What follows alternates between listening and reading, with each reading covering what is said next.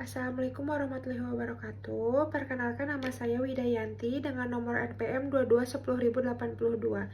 Saya salah satu mahasiswi Universitas Pasundan yang sedang menempuh mata kuliah Filsafat Hukum. Tujuan saya membuat video ini adalah untuk memenuhi salah satu tugas yang telah diberi oleh dosen saya, yaitu Bapak Alpi. Tugasnya ialah membaca sebuah karya novel yang berjudul Dunia Sophie yang ditulis oleh Justin Gerder. Buku novel ini menceritakan tentang perjalanan filsafat dari zaman Yunani kuno sampai zaman modern. Arahan dari dosen saya ialah membaca novel ini dari halaman 94 sampai halaman terakhir jika mampu. Saya akan membaca halaman yang telah saya baca sebelumnya, yaitu pada halaman 217 tentang dua kebudayaan. Mari mulai saja. Satu-satunya cara untuk menghindar dari melayang-layang di ruang hampa. Tidak lama lagi kita akan bertemu Sopiku yang baik. Kukira kamu akan kembali ke Gubuk Sang Mayor. Itulah sebabnya aku tinggalkan semua kartu dari Ayah Hilde di sana. Itulah satu-satunya cara agar kartu-kartu tersebut dapat dikirimkan kepadanya. Jangan pikirkan bagaimana dia akan memperolehnya. Banyak yang mungkin terjadi sebelum tanggal 15 Juni. Kita telah tahu bagaimana para filsuf Helenistik mendaur ulang gagasan-gagasan para filsuf sebelumnya. Plotinus nyaris menyatakan Plato sebagai penyelamat umat manusia. Tapi seperti yang kita tahu, seorang penyelamat lain dilahirkan dalam periode yang baru saja kita bicarakan. Dan itu terjadi dari luar wilayah Yunani Romawi. Yang kumaksud adalah Yesus dari Nazaret.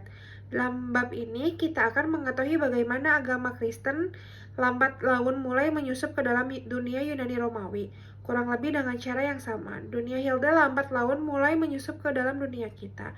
Yesus adalah seorang Yahudi, dan bangsa Yahudi termasuk kebudayaan Semit. Bangsa Yunani dan Romawi termasuk kebudayaan Indo-Eropa. Peradaban Eropa berakar pada kedua kebudayaan itu, tapi sebelum kita mempelajari lebih jelas tentang cara agama Kristen memengaruhi kebudayaan Yunani Romawi, kita harus menelaah dulu akar-akar ini. Bangsa Indo-Eropa. Yang kita maksudkan dengan Indo-Eropa adalah semua negara dan kebudayaan yang menggunakan bahasa-bahasa Indo-Eropa. Ini mencakup seluruh negara Eropa kecuali yang penduduknya berbicara dengan bahasa-bahasa Finno-Ugria, Finlandia, Estonia, dan Hungaria atau Basque.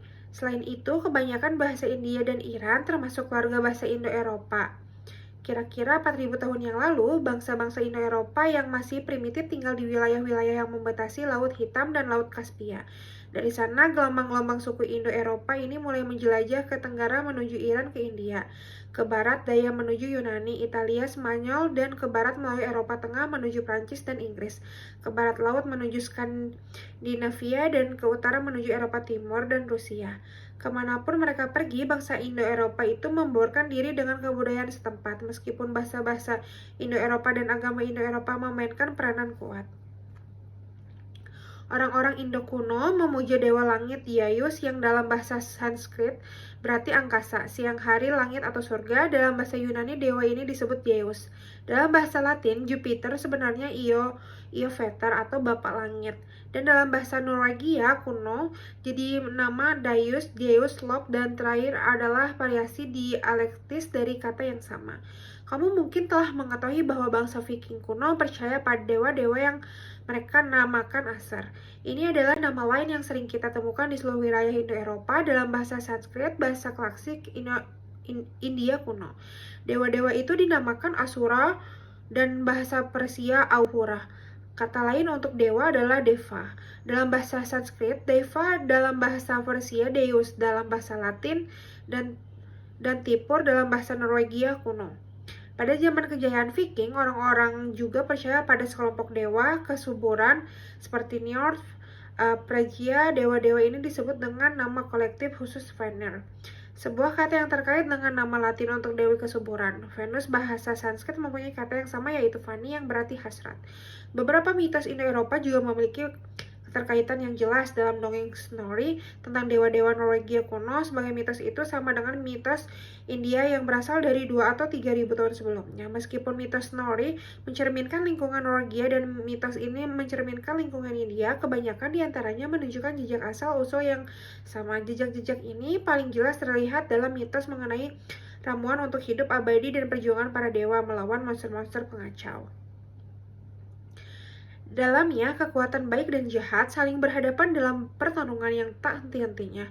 Bangsa Indo-Eropa karenanya sering merusak untuk meramalkan bagaimana peperangan antara kebaikan dan kejahatan akan diakhiri. Ada benarnya jika orang mengatakan bahwa bukan kebetulan kalau filsafat Yunani berasal dari lingkungan kebudayaan Indo-Eropa. Mitologi India, Yunani, dan Norwegia semuanya mempunyai kecenderungan pada pandangan dunia filosofis atau spekulatif.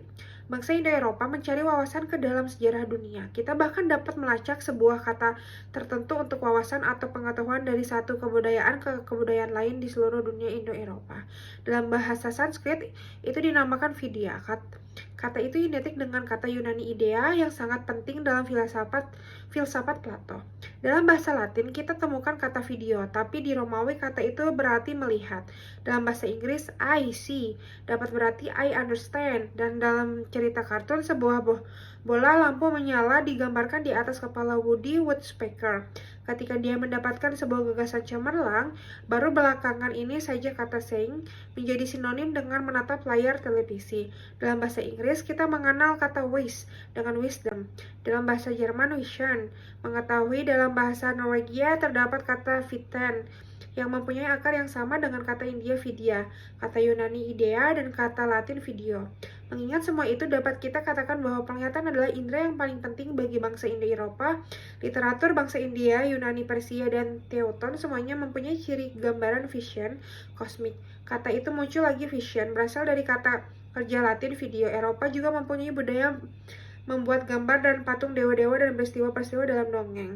Yang terakhir, bangsa Indo-Eropa mempunyai pandangan sejarah yang bersifat siklus.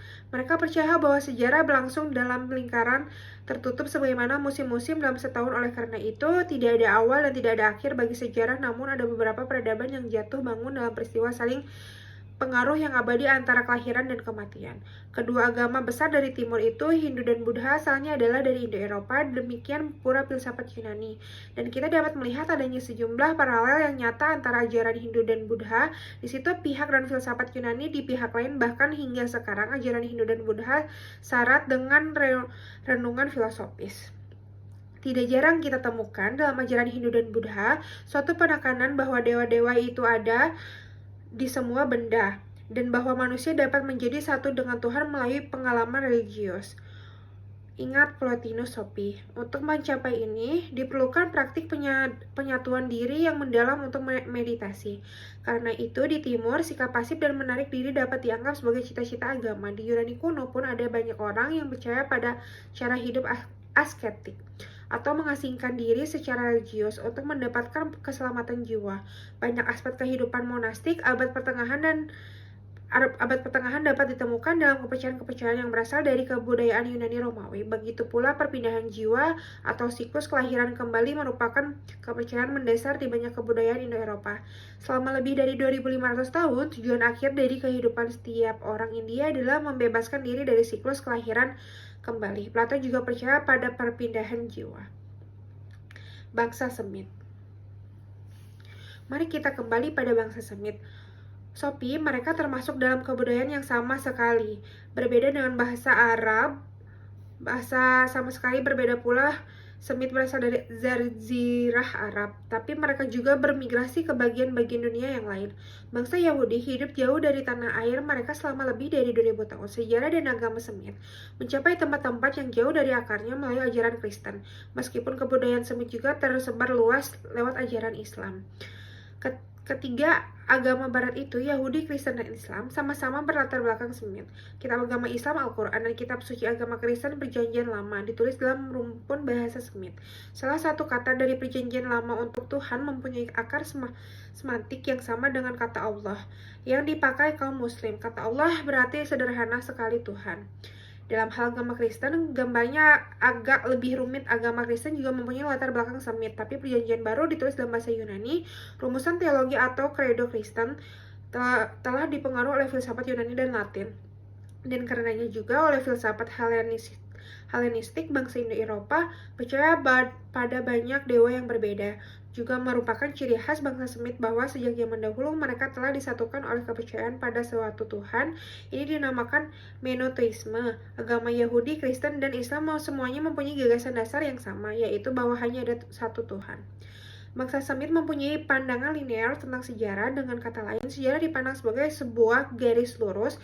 Pada mulanya Tuhan menciptakan dunia dan itulah awal sejarah, tapi suatu hari sejarah akan berakhir dan itu adalah hari kiamat, ketika Tuhan mengadili semua makhluk yang hidup maupun yang mati.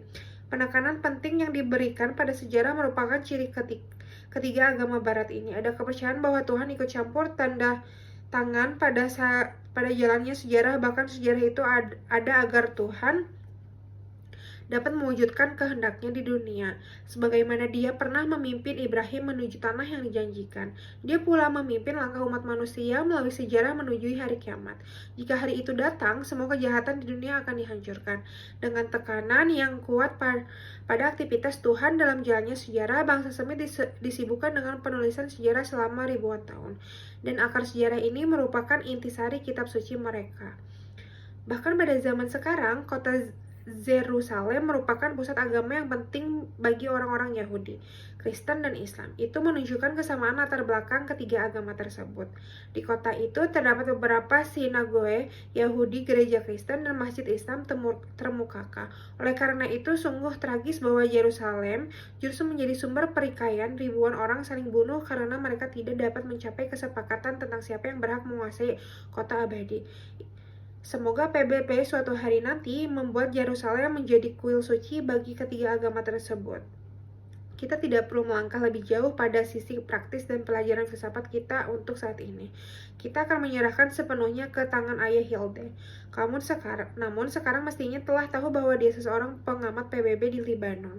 Tepatnya dapat kukatakan bahwa dia berpangkat mayor. Jika kamu mulai dapat memahami beberapa kaitan yang ada, memang sudah seharusnya begitu.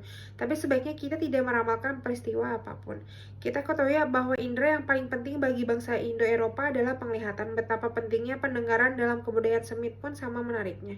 Bukan kebetulan bahwa kredo Yahudi dimulai dengan kata-kata "Dengarlah, wahai Israel."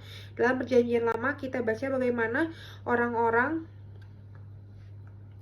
mendengar firman Tuhan, dan para nabi Yahudi biasanya memulai khutbah mereka dengan kata-kata, "Demikian kata Jehovah Tuhan." Mendengar firman Tuhan juga ditekankan dalam agama Kristen. Upacara agama Kristen, Yahudi, dan Islam semuanya mempunyai ciri membaca keras-keras atau mengaji. Aku juga telah mengatakan bahwa bangsa Eropa selalu membuat gambar atau patung dewa-dewa mereka. Sebaliknya, ciri khas bangsa Semit adalah bahwa mereka tidak pernah melakukan yang seperti itu. Mereka tidak diperbolehkan membuat gambar atau patung Tuhan atau dewa mereka. Perjanjian Lama memerintahkan agar orang-orang tidak membuat citra tentang Tuhan. Ini masih menjadi hukum sehingga sekarang bagi para penganut agama Yahudi maupun Islam. Dalam Islam bahkan ada keengganan terhadap fotografi dan lukisan, sebab orang tidak boleh bersaing dengan Tuhan dalam menciptakan sesuatu. Tapi gereja-gereja Kristen penuh dengan lukisan Yesus dan Tuhan. Kamu mungkin berkata begitu dalam hati. Memang benar, Sophie, tapi ini hanya salah satu bukti bagaimana agama Kristen telah terpengaruh oleh dunia Yunani Romawi. Dalam gereja Ortodoks Yunani, yaitu di Yunani dan Rusia, patung berhala atau patung dan salib dari kisah-kisah Bible masih dilarang. Berkebalikan dengan agama-agama besar dan timur, ketiga agama dari barat itu menekankan bahwa ada jarak antara Tuhan dan ciptaannya. Tujuannya bukanlah untuk dibebaskan dari siklus kelahiran kembali, melainkan untuk direbut dari dosa dan kesalahan. Lagi pula, kehidupan keagamaan mereka lebih mementingkan doa, khutbah, dan telaah kitab suci daripada penyatuan diri dan meditasi. Nah, begitu teman-teman, salah satu bacaan dari novel buku Dunia Sophie yang saya baca. Tentang novel ini menceritakan tidak lain tentang perjalanan para ilmuwan filsafat Nah, sekian bacaan dari saya. Mohon maaf bila ada kesalahan. Wabillahi taufiq wal hidayah. Wassalamualaikum warahmatullahi wabarakatuh.